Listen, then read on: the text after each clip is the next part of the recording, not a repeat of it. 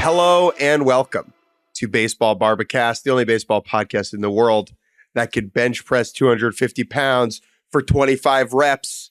I'm Jake Mintz, that's Jordan Shusterman, and as long as we're each on one side of the barbell, I think we got a chance.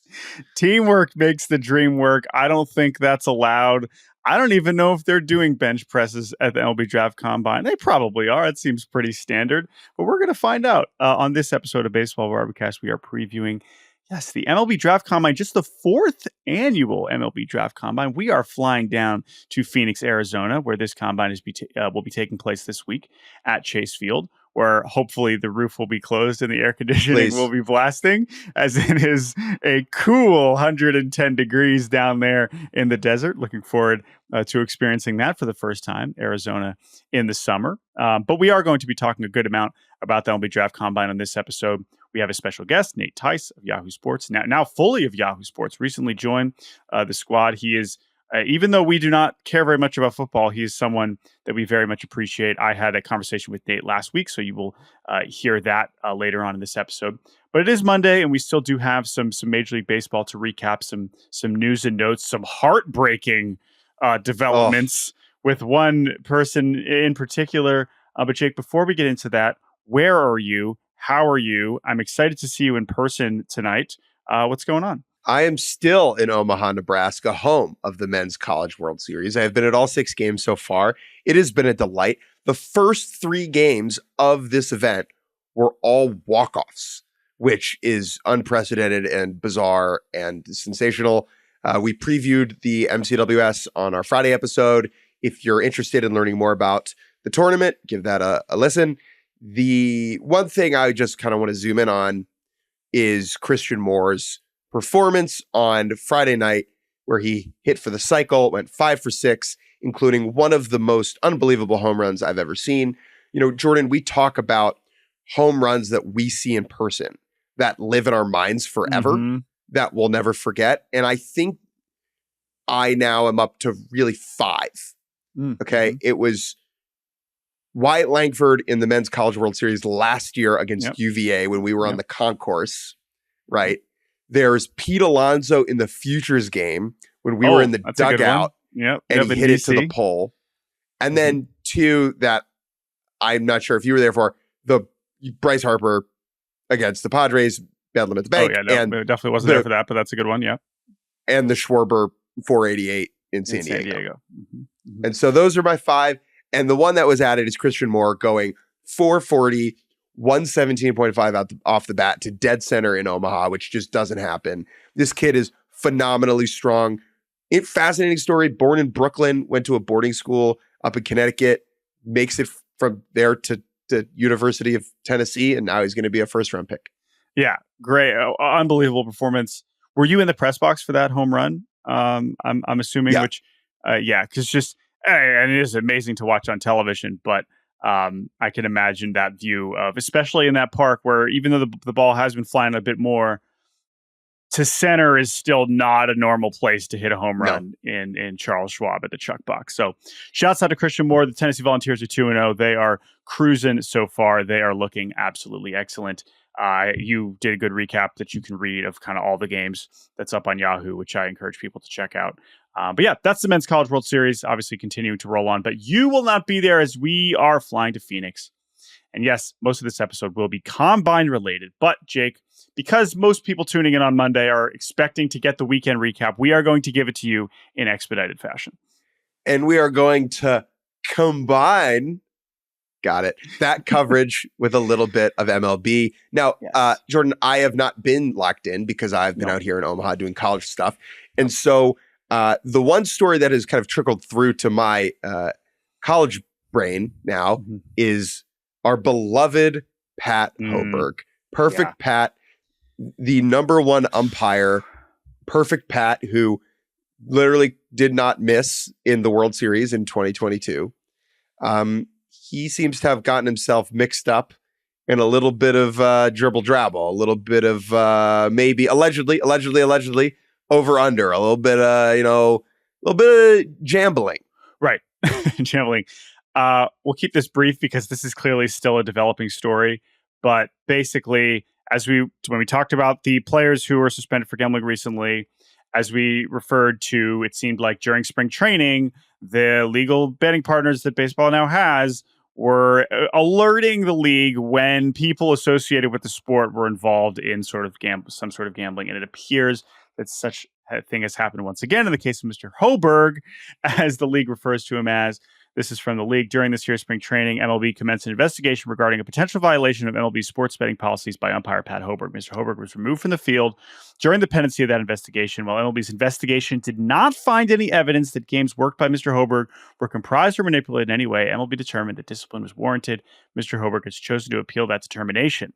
Therefore, we cannot comment further until the appeal process is concluded. This is why we will cut this off here, and definitely we'll be talking about this again at some point in the coming weeks or months, is that Mr. Hoberg, our hero, Perfect Pat, one of the best umpires in baseball, who not just is good at calling balls and strikes, but has been shouted out by the likes of Bryce Harper in interviews when talking about umpires being crappy, as being like, yeah, you know who is good? Pat Hoberg. You talk to players around the league, you say, you know who is good? You know who is nice to me? Pat Hoberg. Not every player is going to like him. I saw Cameron Maben put out a tweet that was like, this guy was annoying. I didn't like Pat Hoberg. I was like, oh, okay. All right. So there's another perspective. However, most well regarded as good at his job. Pat Hoberg is appealing. He put out a statement. I'm appealing MLB's determination that I should be disciplined for violating the sports betting policies. While that appeal is pending, it would not be appropriate to discuss this case. That said, I have devoted my adult life to the profession of umpiring, and the integrity of baseball is of the utmost importance to me. I look forward to the appeal process and grateful to the MLB Umpires Association in supporting me in this appeal. So there is more to be uncovered here, right? Well, when players got suspended, they were like, yep, that sucks. I gambled on baseball. Sorry about it. Here, I tell you everything that I did and didn't do. Now I'm banned for a year, or in Tucupita's case, B4L. Gone forever. B4L. But in Hoberg's case, this is an ongoing thing. This is disappointing. As you pointed out before we recorded, Jake, while I would like to have the most generous interpretation of the situation, there ain't any other of, Vic Carapaza's not getting, disciplined for this so far, right? So we know. So we're stuck with Hoberg in some sort of mess that he seems to have gotten himself into, and we will find out what happens from here. Look, I don't know any inside information here, but free Pat, free Pat, fight the power. Pat is appealing, and he is appealing to watch call balls and strikes as well. Booyah. Look, we don't know anything. No. But yeah, Dan Iasonia's not getting, something here is amiss to an extent, right? Clearly, Pat has made some level of mistake. Yeah. What that mistake is and how much we will be judging him, whether we will ever see him umpire games again, that is to be determined, right? This is not discipline. This was not, you're gone forever. It's even as we stand now, there is reason to believe that Pat Hoberg will return one day. However, right now, it doesn't appear that day is coming anytime soon. Pat's only mistake. I will say, go ahead. Pat's only mistake was being too nice with it. This is the last thing I'll say about this. In the event that Pat Hoberg is cleared, or even that he's disciplined for the rest of this season and then comes back next season, I am very curious if when Pat Hoberg returns and they announce him at whatever, Tigers Royals series in 2025, does the crowd just go nuts for Pat Hoberg returning to his post behind the dish? I hope. We'll see. I'll be cheering him if he's there. If that's unprofessional, sorry. All right. Anyway, let's get to the actual baseball. Normally, our weekend recaps, we fly through the sweeps, the mops, and the 2-1 series wins. We're going to go a little bit out of order and just prioritize what is most important that happened this weekend. And while normally I would say, do we have to start with the Dodgers every weekend? Had the Dodgers just regular 2-1 series win over Kansas City, we would not be starting with them. However, when Mookie Betts gets hit in the hand and has a fracture, when Yoshinobu Yamamoto leaves his start early and has a strained rotator cuff and is going to be out for some time, we are going to start with the Dodgers, because while they still have a massive lead in the NL West, while Shohei Ohtani and Freddie Freeman look outstanding, Freddie has been on fire lately, right when I was starting to doubt that he was going to have a career year again. This is a big deal. How they choose to shake up the lineup, how they choose to go with the rotation. It sounds like Bobby Miller is going to be returning this week, so that's good news. We know Clayton Kershaw is also on the comeback trail. I am very fascinated to see how this offense kind of reshapes. Muncy still isn't back yet. because Mookie has just been so important. Now, the good news for the Dodgers is that Miguel Rojas has also been sneaky, really solid. So him being their shortstop is not the biggest deal in the world. However, still, offensively, they are taking a hit here. And this is, Mookie hasn't missed a lot of time in his career. So anytime that Mookie's not playing, it is a big deal. The Dodgers are in an interesting spot here because, like you said, I mean, they're not going to bungle the division. It would sweating. Take a real catastrophe. And it seems like in Mookie's case, he will be back for the postseason. Yamamoto as well, but there's definitely reason to be slightly more doubtful with him, just as is the case with pitcher injuries.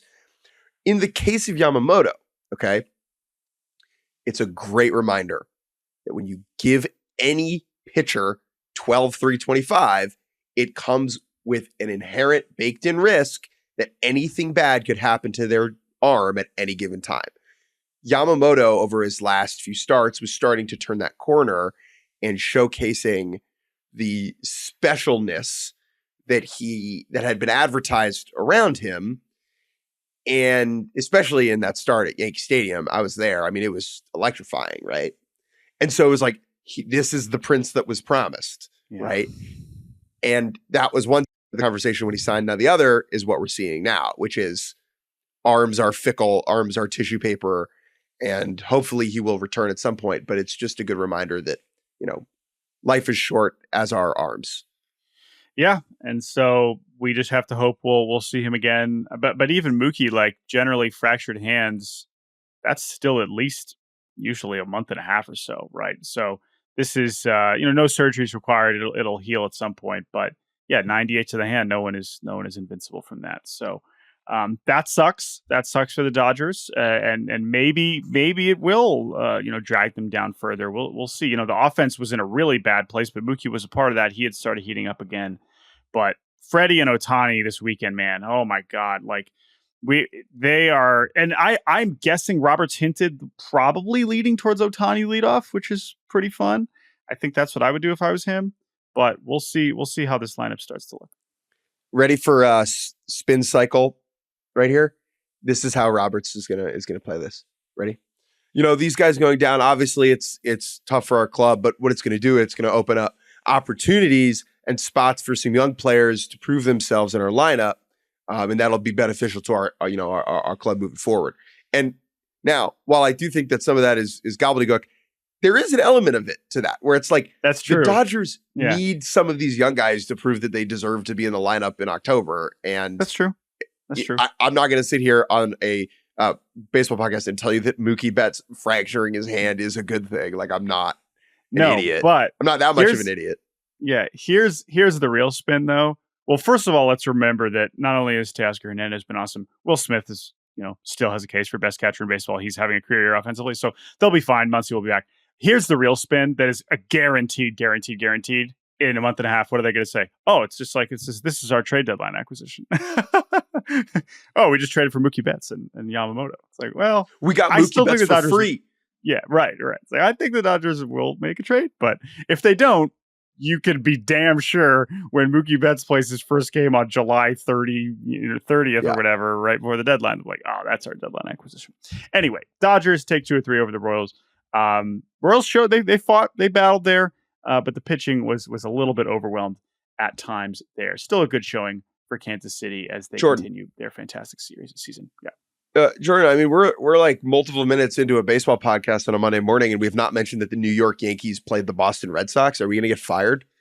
No, hopefully not. But if we are, you know what? It was worth it to talk about Mookie Betts' fractured hand. I would say, and Christian Moore, which I would rather talk about than the Red Sox and Yankees. This was not this was the first Red Sox Yankee series of the year. The Red Sox take 2 of 3. They win on Sunday Night Baseball. They steal 9 bases on Sunday night, a franchise record. When you tell me that the Rays or Rockies or Marlins set a franchise record, I'm like, okay, that's nice. When you tell me that the Red Sox set a franchise record, I'm paying attention because they've been around a while. And 9 steals in one game is not something that has happened very often whatsoever. In fact, I believe since like in the last half century, it has only, live ball. Yeah, basically, it's only happened like 10 times in the last 100 years. It happened all the time, early dead ball era. Teams were running wild and catchers were not particularly competent. But unfortunately, Jose Trevino was taken advantage of last night. Look, you make a great point. William McKinley was president when the Red Sox began to exist. That's a minute and a half. Yeah, it's been some time. Different. It's different than the D-backs franchise record. So anyway, 9 stolen bases in one Major League Baseball game is patently ridiculous. And most impressively, the Red Sox are now multiple games over 500. Didn't know that was allowed. Congratulations to them.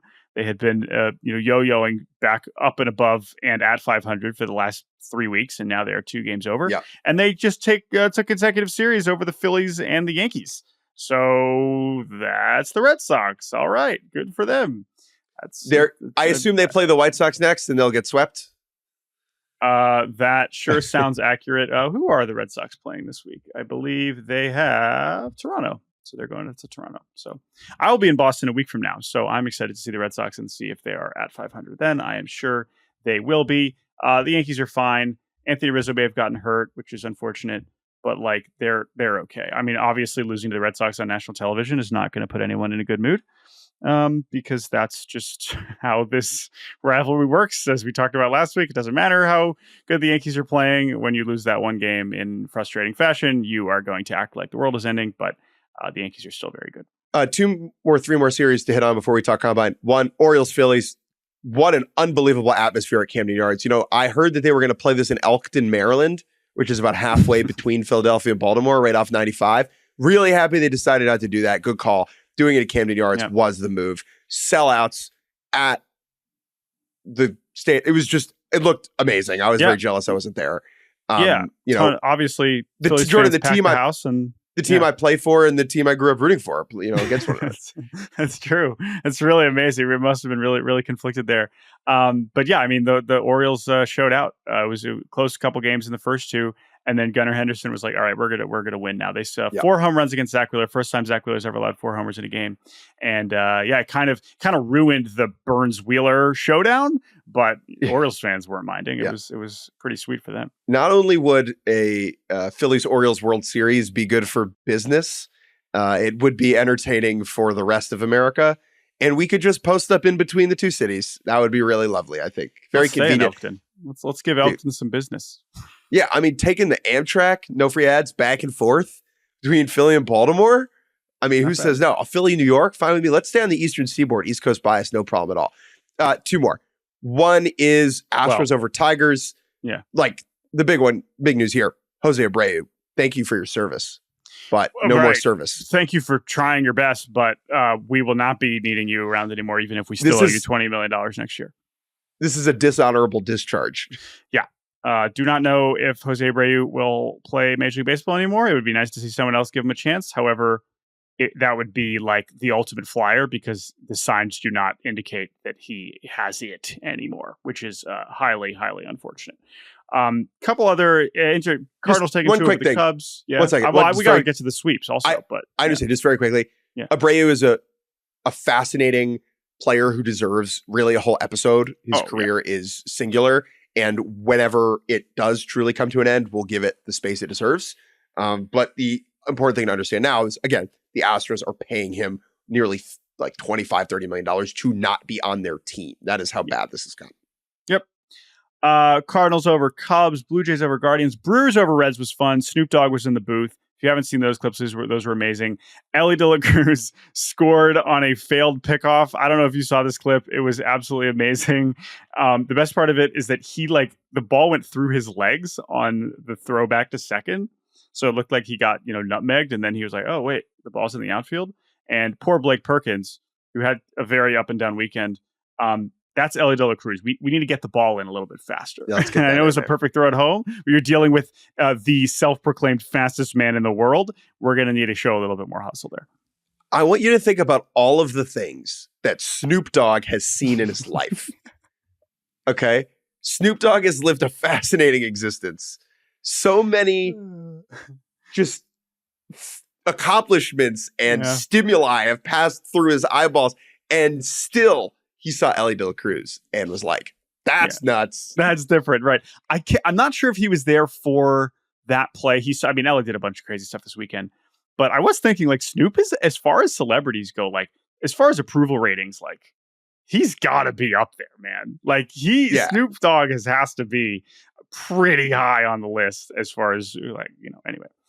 He's the Ichiro of pop culture. Pirates over Rockies. We have the Skeens is going to pitch against the Reds in Pittsburgh today. First matchup between those two teams. Angels beat the Giants. Diamondbacks beat the White Sox. We're not going to. Let's do 85 minutes on Diamondbacks White Sox. No, I am not even going to acknowledge those series because we have 4 more. They were all sweeps or mops. Jake, the Minnesota Twins. We did this in total reverse. So sorry, Twins fans, if you tuned in like, oh, Jake and Jordan, we're about to go 10 minutes at the top about the Twins. Well, you're going to get a couple minutes now. The Twins mopped the A's. We had a rain out on Saturday, which gave us a doubleheader on Sunday. And in the second game on Sunday, the A's were absolutely battling. Tyler Soderstrom is back.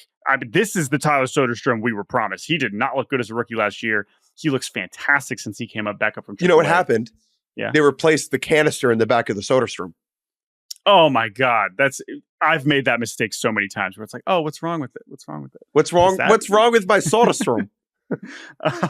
Thank goodness they did that because he looks fantastic. Yeah. However, the A's pitching just could not contain what is now, with Royce Lewis back, a legitimately awesome lineup, or at least the top of the lineup. Carlos Correa go look at his Savant page. He is not doing the only thing that is below average right now on Carlos Correa's Savant page is his 45th percentile sprint speed. Everything else he has been good at or excellent at. He is having an all-star season. Sure, the counting stats are not at the level of Bobby Witt or Gunnar Henderson or some of those guys, but he deserves to be an all-star as a reserve if there's room. Carlos Correa is totally back. He's healthy. He's been awesome. And then Royce Lewis is ridiculous. His 162 game pace when he's been playing it's just so funny because it's like we've been doing this with Buxton there for the last 10 years. But this is even more ridiculous from an offensive standpoint. We've talked about how much we love Royce Lewis. I'm so happy to see them both succeed there. And the Twins are coming. Listen, they're still a decent bit. Let's see, how far back are they after this little streak? They've won 7 of their last 8. They are now still 5.5 back of Cleveland, but only a half game back of Kansas City. So they are coming.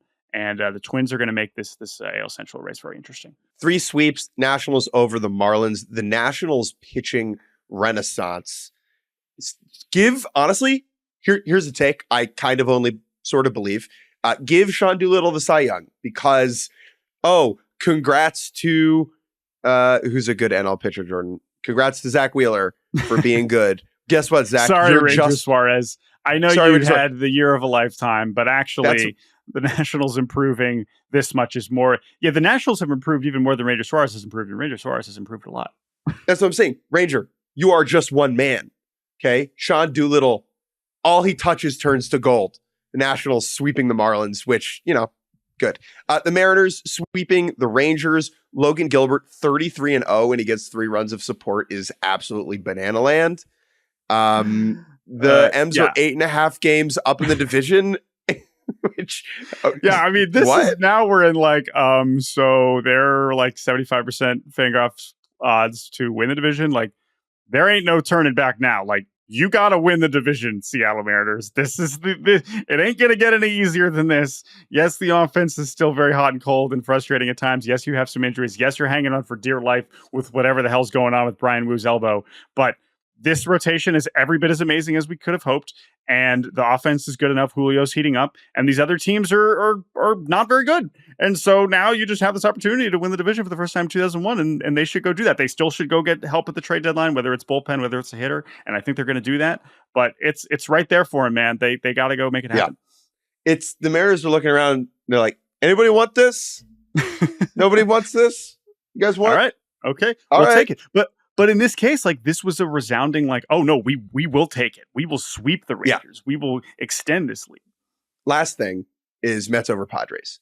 I need you to explain the Grimace memes to me because, like I said, I've been knee deep in college coverage and I just keep seeing pictures on the internet of Grimace pitching. My understanding, he threw out the first pitch at a game recently. Grimace, the purple McDonald's blob mascot, and since then they have not lost. Yeah, it's pretty much you got it. That's I don't it. have I much, did I it. don't have much Great. else to add.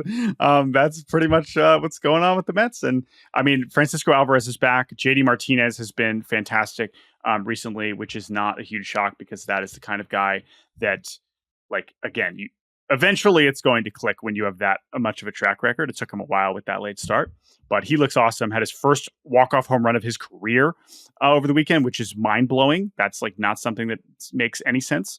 But yeah, they've won 5 in a row. And that is a good note to end on here with this recap, which is that the Mets, who are a 1.5 game out of a postseason spot, are one of 9 teams in the National League within 2 games of each other.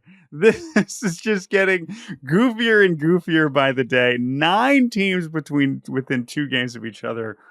Is this a good thing? Is this a bad thing? I don't know, but it sure is funny. The middle of the National League is all of the interchangeable white guys behind Clayton Kershaw when he wins the Cy Young Award. It's like, someone distinguish themselves, please. Oh my gosh. Anyway, so that we will continue to sort through as the season rolls on. All right, Jake. Well, that is the baseball. Sorry if you are a fan of a team that did well this weekend. You wanted us to talk about more of it, but we need to speed this along and get to our discussion with Nate Tice. I had the pleasure of talking to Nate Tice and comparing the baseball and football combines. You're going to hear that in a few minutes. But before we get to that, let's just kind of set the stage a little bit. Where are we going? Why are we going? What is about to happen this week in Phoenix, Arizona? In the words of my beautiful fiance, why are you going to Phoenix again? Why are you in June? Yeah. It's on purpose. Just going to sauna. Here is the deal. What is the MLB Draft Combine? What is a combine? The way I have been describing it to people is it is essentially a tryout or a showcase or a workout. Players who are hoping to be drafted this upcoming draft. The draft is in about a month during the All-Star break. Players go through a series of different drills and workouts and activities and interviews with teams so that the teams can evaluate and assess them and make decisions in the draft based upon those performances. That's how I would throw it in, the dictionary. That would be my combine. Now, in the National Football League, as you will hear, the combine is a much, much bigger deal. And part of that is because the National Football League is a much, much bigger deal. Baseball they created this combine about 4 years ago. I remain skeptical, to be completely honest, about its importance. But still, we are going to investigate and see just how much it really matters. But let's get a little bit specific before we throw it to Nate. Jordan, what exactly are these players doing, these high school and college players? What are they going to be doing? What have they done in previous years at Chase Field in Phoenix this week? Yeah, so it's 4 days, sometimes 5 days. It's unclear how long the strength and conditioning stuff and the interview stuff lasts into the weekend. But the first 2 days in Chase Field are going to be just a full-blown showcase workout where you're having batting practice sessions, you're having bullpen sessions, and then on Tuesday night, we'll have essentially a high school all-star game. And the reason why the league wanted to do this is a few reasons, but it's not just about necessarily promoting the draft and its process and its players and the amateur players, although that is a big part of it, right? What they still want more of is to be able to get the next generation of players in front of the casual fan in some way. And by broadcasting this event on MLB Network on Tuesday, they are allowing some of the top players to sit at the desk with your favorite MLB Network personalities or former players, and people can get familiarized with them in a ways that even 10 years ago was just not a thing whatsoever. Right. And that fits into an overall strategy by MLB to promote other aspects, other parts of the sport, so that the pipeline from, up the chain, fans could care more about players earlier on. Now, they are pushing back against, I would say, a couple major barriers, right? One is that not all the best players are going to be at the combine, right? And so the players that really you should be caring about, like Travis Bazzata and Charlie Condon, who are in the mix for number 1 overall, you will not see them. They will not be there. That's one. And then the other is the gap in time between the draft and when a player reaches the big leagues, right? And so those two things are always going to be working against the league. However, we are interested to see how the combine actually functions as a television event, as an event that people can invest themselves in. Now, it will always be for the real hardos, the true sickos out there. But I would also say that, like, then if you flip it to, well, why does this matter in the sport of baseball? Not necessarily to the casual fan, although, of course, if you're listening to this, we hope that you find this interesting too. And we hope you enjoy this conversation with Nate and follow our coverage this week. But why do teams care about it, right? Why did the league create this? Because generally, and this is a theme across baseball, which is that MLB is just trying to get everything a lot more structured and streamlined. There are some good things with that, and there are some bad things with that, right? We've seen this in the minor leagues. Yeah, exactly. Bad. We've seen this in the minor leagues where, okay, let's get it so that every team has the same number of players, the same number of affiliates, and it's the same number roster limits. It's all very contained and structured. And by holding a combine where you can have over 300 of the best draft eligible players, because there will be over 300 players there. And yes, while the very, very top of the class is not there, it is still over 90% of the top 300 or so eligible players will be there. And to organize an opportunity for all teams to, most importantly, it's really twofold, because while the on-field stuff is fun for us because we like to watch, high schoolers take batting practice and college players throw bullpens, whatever, really it's about everything that happens behind the scenes. It is about the medical evaluations and the physicals that the players are submitting, and it is about the interview process. Because as you referred to, that journey into pro ball that takes a long time, so much about, and this is true in other sports too, but like, you really need to get to know these kids and understand, is this someone who I want to give a few $1 million to that is about to embark on this very challenging journey of getting to the major leagues? No matter how talented they are, no matter how hard they throw, no matter how hard they hit the ball, no matter what stats they put up in whatever college conference, to be able to sit down with this many players over this small amount of time with the exact personnel that you want them to, right? Because area scouts are running around the country all spring doing in-home visits and occasionally meeting with them. And sure, you'll do Zooms here and there, but to have this all in one place in 1 week just allows for so much more of the player getting to know the teams and the teams getting to know the players. And that is really the purpose of this event. All right, Jordan, let's kick it to your conversation with Nate, which I already listened to, and it's really fun. I was not able to join, and I will live with that regret in my bones forever. But you people do not need to suffer the same fate. So we will be back after this break with Jordan chatting with Nate. And welcome back to Baseball Barbacast. I am now very excited to be joined by Mr. Nate Tice, one of the newest members of the Yahoo Sports team. Nate, welcome. This is your Barbacast debut, and we are actually going to talk about some football, which you're not going to hear very often on this show, but we are making an exception. So, Nate, welcome to the show. It's great to have you. Thank you for having me. What a host. You're just like, hey, you don't care about those vegetables. Let's have the meat. Let's just focus on that. You're an Atkins guy, right? Let's just focus on that. I will say it wasn't my first exposure to your guys' podcast. I've been a fan for a few years, so I'm very excited about this. But you had to, I think they posted a thing where they had a player in each jersey from each team. Mm-hmm. And I think you had to name it off. And I felt like you did a pretty dang good job, except there was one I remember I was screaming as I was watching that. I was like, come on, Buda Baker. Buda Baker. Oh, yes. Buda Baker. The graphic that was basically hyping up the NFL season. And yes. Jake and I, who have essentially stopped following football closely 10 years ago. And so but listen, we are just American, white guys. So stuff seeps through. You can only avoid so much if you're going to be online in the year 2024. So some of the football players do make it into our consciousness. But the reason why we are bringing you here today, I know if you're watching, you're saying, "Oh, well, he's wearing a Mariners hat." Of course, you bring on this fellow M supporter. No, it's not. Nate, listen, he has other positive qualities here that we want to have him on the show for. No, we're talking about the double. Yeah. That's why I'm here. We're going to relive the double.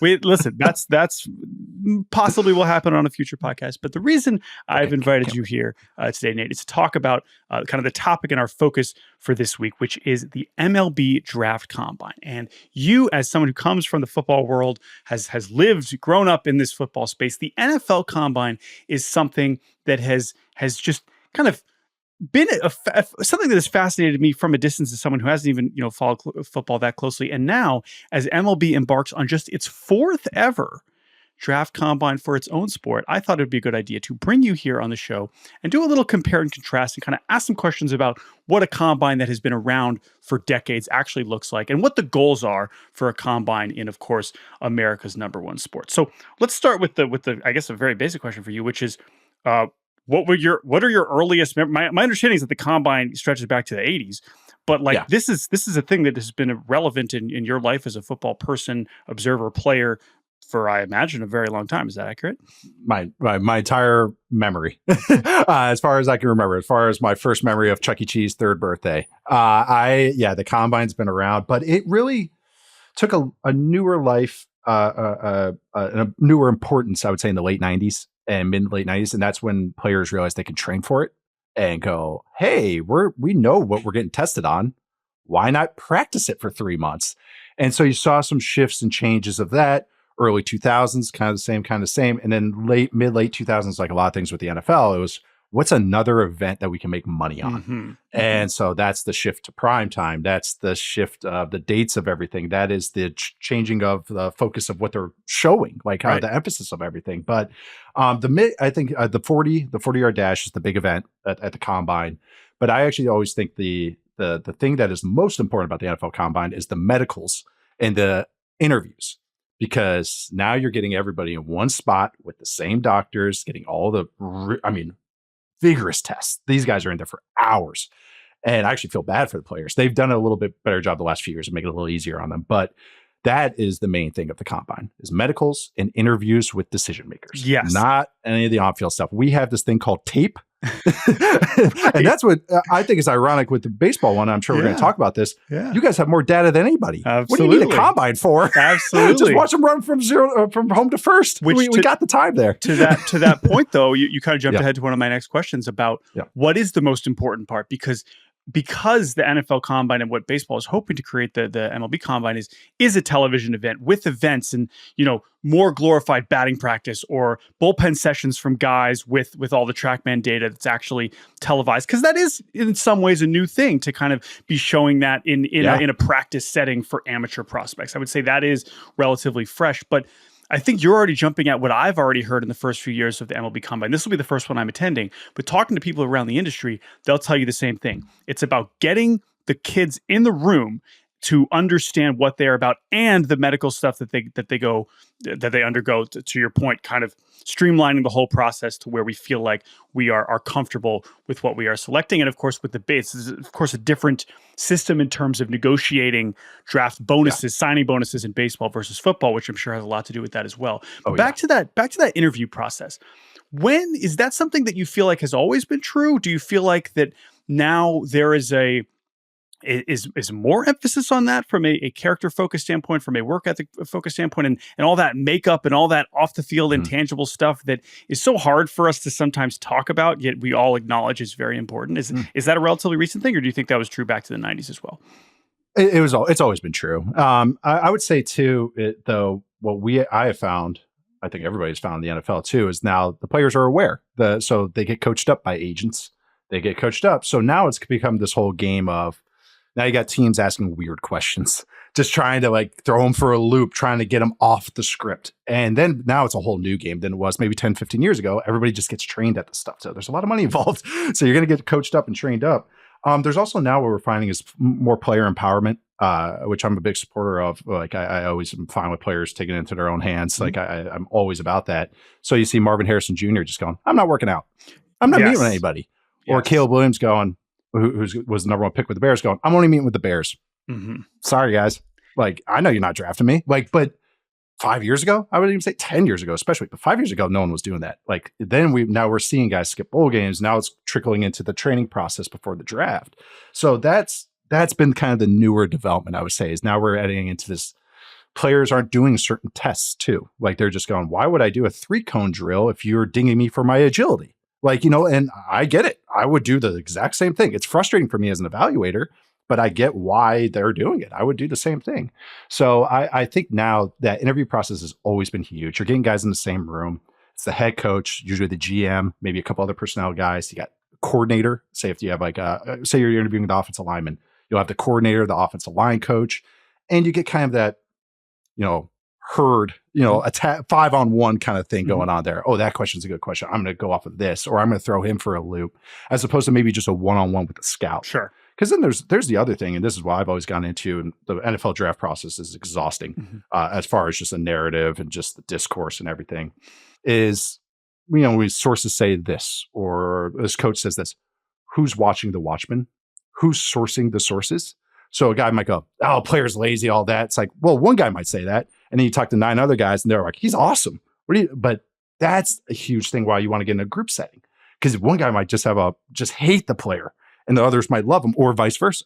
So I think that's a huge thing too, is then you can start seeing biases kind of get deflated or inflated because of the interview process. I want to tie this back to the combine, but what you just described, what kind of drives me crazy as someone who doesn't even actually have to follow football, but because, as I mentioned earlier, it's hard to avoid. There is so much time between the end of the games and the draft. And this is something that in baseball actually wasn't as much of an issue until it was pushed back to the All-Star game, right? Previously, for years, the draft was at the beginning of June. Now, that created some other issues, notably in the college season, is that it was happening in the middle of the college postseason, which was problematic for other reasons. So I think am a proponent of pushing it farther back beyond the end of the college season. However, we got Omaha going on, and there's still going to be another few weeks. And so now for the past few years, we have also kind of, as a baseball industry, gone through the same process of you just got a month sitting around, everyone just talking in circles, and you end up with these rumors about where guys want to go, where guys are preferred to go, what teams like this guy. And I imagine it's clearly that times a billion with football. And so I imagine that is, first of all, exhausting. That's the word you just used to describe the process. It's exhausting. Yeah.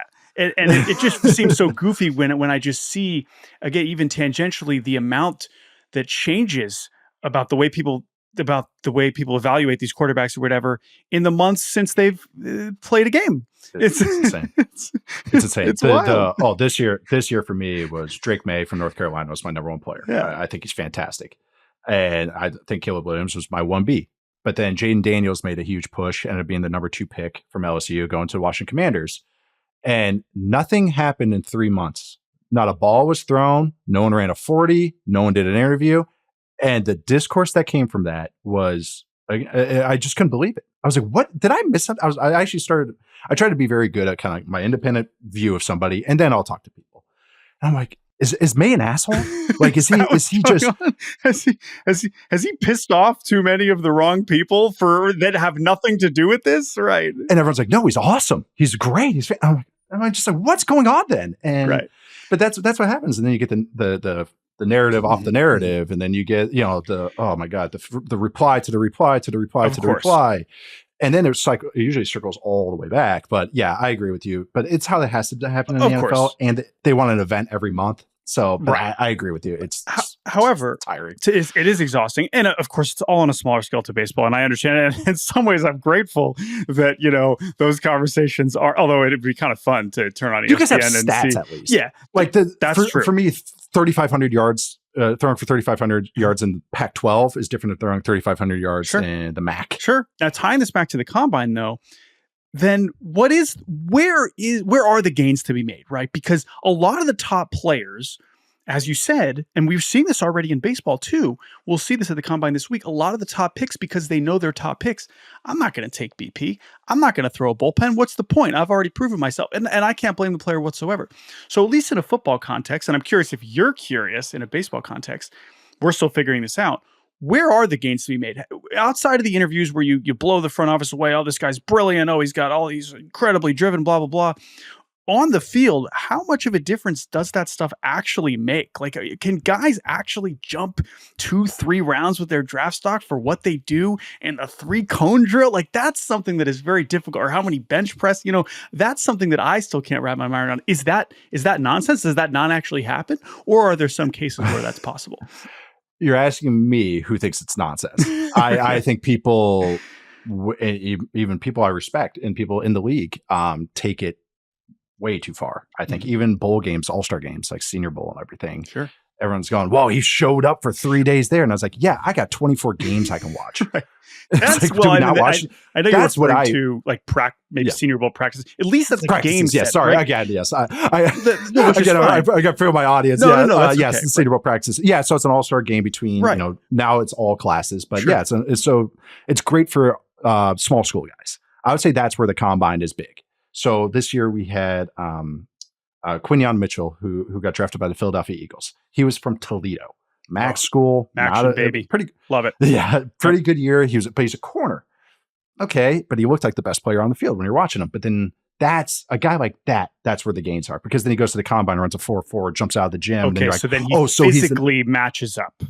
Right. He's an NFL athlete. That's what we are confirming. Mm-hmm. But then there's other guys you're like, oh, this guy, Xavier Worthy from Texas, set the record for the fastest 40. Right. I knew he was fast.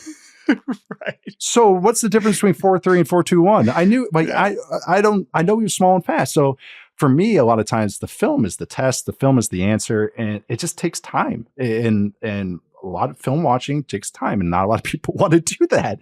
And so I think that's what people use the combine as a way to shortcut some things. But your original question just about the gains for me are interviews. I mean, that's it. It's a confirmation, maybe an outlier. So maybe you're like, is this guy, a good example is Jalen Polk. He's a receiver from University of Washington. He's now with the New England Patriots. Goes in the second round. I love him, but I'm like, how fast is he? I think he's going to run like okay, I just want to make sure. That one you didn't necessarily know how fast. Right. Yes. Yeah. I'm like, I think he's okay, but if he runs a 4.6, that's a little scary now. Okay. But then he goes out, runs like a 4.51. Okay, check. We're good. That's kind of where maybe some gains are. It's just like, are you okay? Okay, good. You're not an outlier. To your point though, the 40-yard dash, which we're referring to, right? Like that still seems like the one that we are paying the most attention to. And it's easy. It's one of the easiest ones to understand. I can't imagine that many even hardcore football fans know what a fast 3-cone drill. Maybe I'm wrong. Know what a fast 3-cone. No, you're right. Or even a vertical jump or a broad jump. Nope, they don't. Right. And so, but are there beyond the 40? What are some other events that you've seen guys get more attention for or raise their draft stock? You mentioned some of those 3-cone drills. Maybe there is something with the agility there. Are there other ones that stand out in terms of on-field stuff? No, that's a great question. Offensive line would be, they have a movement drill, a wave drill. And so you can see foot quickness and see those guys do when they're enormous. Yeah, and when they're enormous, you want to see typewriter feet, dancing bears. Yes. That's one. So I was like, oh man, he's kind of heavy-footed. That's what we thought. All right. Or wow, look at that. He moved a little. Okay, I got to go check the tape again. He moved a little better. Another one is receivers or pass catchers. They have a thing called the gauntlet drill, which is you run a straight line. You have like 5 or 6 quarterbacks throwing balls left, right. You just have to sprint across the field. That is one because now we have GPS tracking. And it is Puka Nacua from the Rams. This is going to be a story that everyone's going to talk about for 20 years now, because it's like Jerry Rice running a 4.7 40, is that he didn't run a great 40, but then he ran the fastest gauntlet drill, which is that meant he was able to adjust to a ball and keep his speed. Keep his speed while he was moving. Got it. While he was moving and adjusting for throws, left, right, and going full speed, he had the highest GPS score. So now that we have that, that's become more of a relevant drill because of the GPS stuff. Just to be clear, that's because you were tracking his speed, is what you're saying. That's what GPS score is what that's referring to, basically. Yes, you're tracking actual miles per hour that the guy is running. While you are doing those while movements. He's moving and adjusting and actually doing real football things, like catching a football, not just running in a straight line. True. However, catching footballs from 5 different quarterbacks over the span of 30 seconds is kind of goofy. Like, that's not kind of goofy, right? Don't get me into drills, man. That's not really a live game situation. So many quarterback gurus I watch on Twitter, and they have these quarterbacks doing the stupidest things I've ever seen. Everyone goes, God, that's a great drill. He'll never do that in a game. When do you see a quarterback turning his back completely to the defense and then turning around throwing? It's like, no, there's other things you can do. Sorry. Yeah. I can go a whole rant about trainers and gurus and drills and everything. Well, and this is something I also kind of wanted to get into, right? Is that so much energy is spent on the quarterbacks, understandably, right? There's no equivalent to that in other sports. And as much as I can, continue to ignore football, I'll continually recognize that how does anyone function if you don't have there's no equivalent to that is having in baseball. There's nothing like it, right? Have this one player. And so obviously that is where all the attention is going to go. And so you see them making throws. I mean, I remember maybe this is not a combine memory, but when I think back to when I cared about football, I remember Jamarcus Russell throwing a ball, whatever, was it 80 yards, 90 yards on a knee or what was it? Yeah. Okay. It was 80 yards on a knee. Yeah. 80 yards on a knee. I don't know. Which I've seen in person because I went to a camp where he did that. It's pretty impressive. So I don't know if that was a combine thing or not, but again, I would imagine with the quarterbacks, that's something that that is where the the microscope is just, the magnifying glass, everything is just like the body language, even in a workout, people are losing their mind over. And I have to imagine that you have to kind of pull yourself back and say, to your just said, I just spent hours and hours watching this guy play football games. What am I doing? But why do I care about him throwing on air with like I don't like it, and it's hard for me to go, hey, I'm a serious analyst, and there you go, you don't care about combine drills. Well, it's grain of salt, grain of salty. Right. It's a disconnect, yeah. Right, but I'm back to where you can make gains, because again, like quarterbacks, it feels like, man, like a term I've keep using it in a bunch of contexts, like the hay is in the barn. I would assume. You get to the combine. I would hope. I would like to think that it couldn't change that much of a difference. Not that the interviews are not important, but I guess what I'm leading to, I guess my last question, big picture about the combine is, what is your favorite part? And I imagine you've attended. I don't know how many times you've attended. I don't know. 12? Did you? This 12, is. I think. Forgive me for not. Did you attend this as a player? No. I was I have this helmet, but that was barely used. Okay, I was Russell Wilson's backup, so yeah, I was. Listen. I know we weren't throwing for 7,000 yards at no, Wisconsin, we were not. I was just running a little bit. I don't know how many people were get actually invited to this combine. I went. So when I finished playing, I was a graduate assistant at Pitt, University of Pittsburgh, and then my second year there was my first combine. It was kind of because it's a convention for the people in the industry. Your meetings, that's maybe the best part of the combine. To kind of answer that question, is it's a convention. It's networking. It's meeting with new people. It's seminars. It's all these things, and that is really what I think is the best part of the combine. Is that seeing the people, seeing friends. I see once a year. It's usually the Super Bowl and the combine. So I think that really is just seeing those types of people, especially what combine has become now, because it's not all the guys skipping tests and everything. It kind of changes the math and all. Sure. It's basically the football version of the winter meetings, right? For baseball, we have that, in December that's in the off season as well. Yep. Same kind of thing. I know it's in Indy every year, which is cool. Then I guess I would say too, just spinning it forward, because baseball is still in its infancy with this event.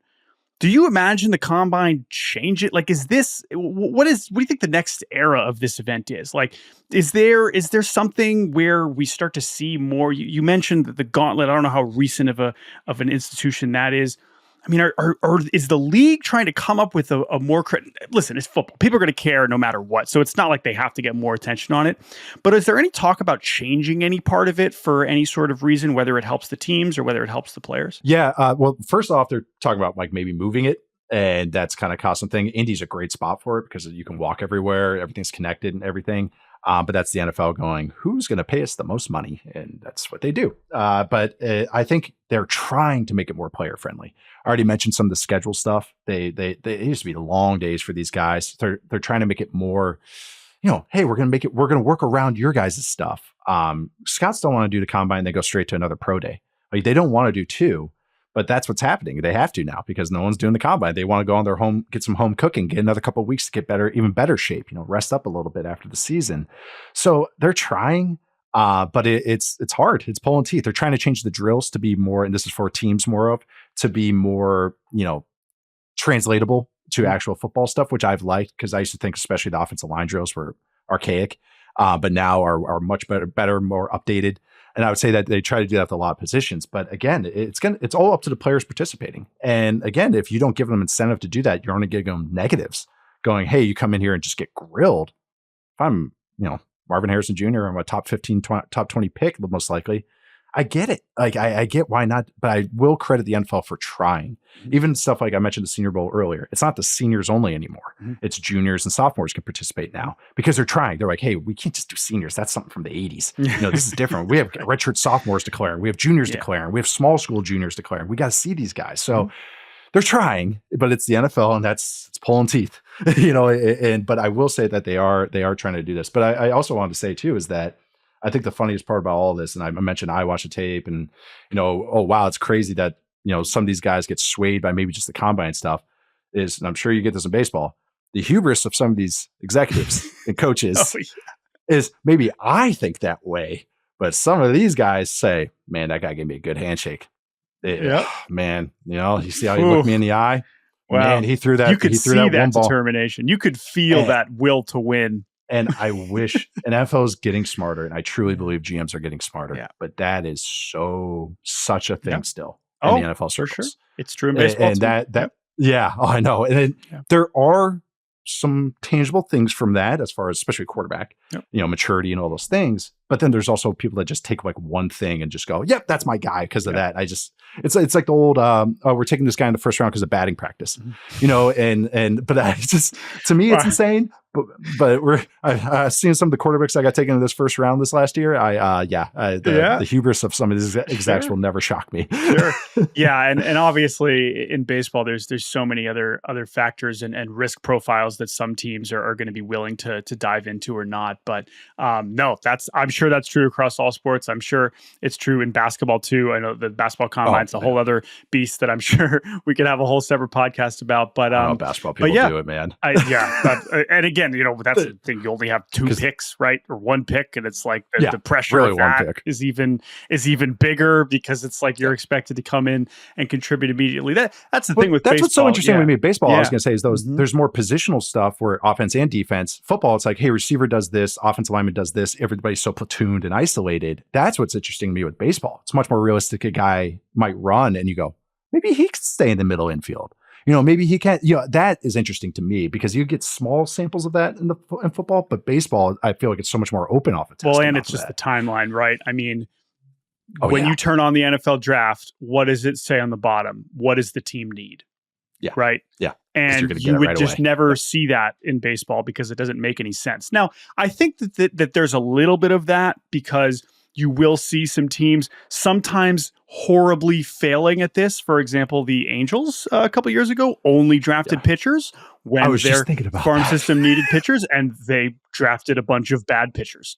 But that's the Patriots drafted all offense, so that's what's funny. I on our live show when I was with the Athletic, we did our draft show, and when the Patriots went all offense to help out the quarterback May, I was like, there was a baseball team that did this. And it was so okay. There was the Angels win all pitchers, right? Okay. All right. Well, it was the Angels, and we called it the no-hitter. They drafted a no-hitter. It was very, very impressive. But again, not a perfect game. No-hitter. No, not quite. But that horribly backfired. And 20 rounds of a baseball draft used to be even longer. You have the opportunity to kind of diversify who you bring in, but with all the signing bonuses and all the different positions and high school versus college, and this guy's a senior, he's going to cost this much. This guy's a high schooler, he's going to cost this much. He's committed to Oklahoma. All that stuff. It is even more complicated in some senses, but there's also a little bit more leeway because if you draft out a high schooler, maybe it might look bad, but you can still say, we're not expecting him to be in the big leagues next year. Whereas football, you don't really have that luxury to be like, don't worry, we'll send him to high A and we'll be patient with this. And how much turnover there is with football coaches. Yeah. So it's like, that plan sounds good for 4 months, but I'm not going to be here. That coach that we thought was developing him is now the head coach somewhere else, or he's fired, or that's the other thing with football. It's just, it's not for long. Yes. That's what NFL stands for. Yeah. So I forget about what the baseball thing is that, you get the time to development, all that stuff. I've always been fascinated about how they manage timelines because the depth of it is just always fascinating. Team building in all sports is fascinating to me. But the baseball one's always interesting. Hey, Tice, this has been a delight. Thank you so much for joining me and for giving us a little peek into the NFL Combine. Where can people find your work? I'm sure there are some people that listen to this show that enjoy a little American football every once in a while. So what are we working on now that that's part of the Yahoo team? That has surprised me a little bit. I didn't realize how isolated some fans are, where they only focus on one sport. As someone that likes to consume all sports, football priority. But I mean, I watch a lot of baseball, a lot of basketball, a lot of cricket right now. Yes, it's actually like it now that I know the rules. It's one of those sports where I'm like, shoot, I wish I got to play that because it's like right in my wheelhouse. Yeah. You can find me at Nate_Tice, Twitter. Plenty of football clips right now. I'm watching Bryce Young from the Panthers right now, which hasn't been a lot of fun because that offense is terrible. Then you can find you can read me at Yahoo Sports. You'll find that Bryce Young article soon and some other quarterbacks there. And let me just say, if you heard Nate's talking about like, I just watched the tape. Just follow. If he's watching the tape, folks. and he is sharing his work. So that's all I got. That's all I got. It's just to show proof, because there's a lot of people out there that say they watch the tape and I can tell, are not watching the tape. So it's my way of having receipts and going like, when someone goes, "You never seen this guy play," I go, "Yeah, I did." You're like, "No, I've actually seen too much of this guy." So I have. And then I'm in my own little lair here where I don't talk to anybody. It's there. If you want to watch some very, very subtly impressive offensive line play, Nate_Tice has you covered. Nate, thank you so much. Your debut on Baseball Barbercast was delightful, and we really appreciate it. Thank you for having me. And welcome back to Baseball Barbercast. Jake Mintz, Jordan Shusterman. Nate Tice is gone, but we're still here. Oh, not anymore. Thank you all for listening. Thank you to our producer, Andrew Hartz, for mixing it all together. You can email us at baseballbarbecast@gmail.com. Jordan, I will see you later today. I'm excited about that. Are you taller? I guess you can report back on Wednesday. We will be recording from Phoenix this week. Our Wednesday episode will be from the Combine. We will cover other stuff besides the Combine. And then Friday, we will also, we will be back home by Friday. Look out for a good bunch of interviews coming from the Combine this week. Some of them will be on the podcast. Some of them will be on yahoosports.com. All kinds of stuff coming. We hope you enjoy that coverage. Let us know what else. If you have more questions about it, as you said, you can email us. But thank you all for listening. And we are going to go try and hydrate. Jake, let us stay hydrated in Phoenix, Arizona, where it is 110 degrees. We'll talk to you all later this week.